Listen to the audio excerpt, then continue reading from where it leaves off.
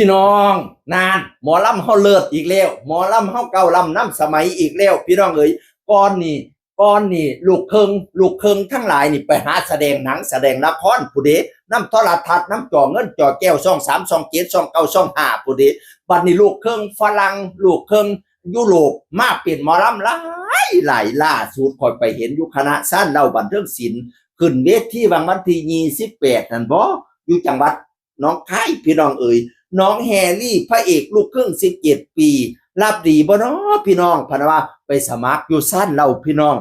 ซื้อแฮร์รี่โอ้ยหน้าตากับปันแฮร์รี่พอตเตอร์อีพอก็เอ่ยพระเอกหนังคักๆได้เนี่ยพระเอกละครคักๆได้เนี่ยสิมาเป็นพระเอกหมอลำพี่น้องเอ่ย น้องแฮร์รี่มาสมัครกับผู้จัดการบิ๊กหัวหน้านิ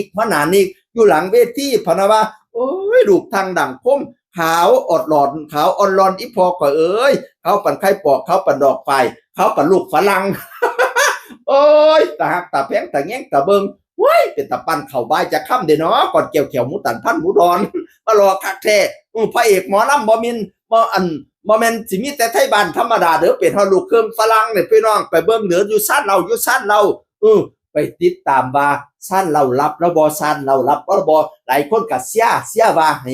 อยู่โลดให้มาอยู่กับซ่านเราพะนะว่านั่นน่ะมาอยู่กับออสตินก่อนหน้านี้ออสตินก็รอพี่น้องออสตินการปานลูกเครื่องนี้บอกมาอยู่กับอันซ่านเราเนี่ยบอกข่อยในออสตินในลูกเครื่องบ่คนจังหวัดบุรีรัมย์พะนะว่าออสตินนั่นก็ได้ปานลูกเครื่องนี่บ่เป็นลูกเครื่องอีหลีติออสตินนี่ก็ได้ปานฝรั่งเนาะ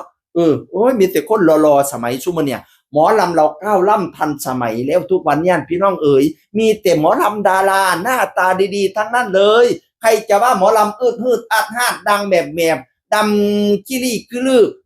เป็นไม่หล่อไม่สวยไม่ใช่นะทุกวันนี้หมอลำสวยค่ะหมอลำหล่อค่ะหมอลำหน้าตาดี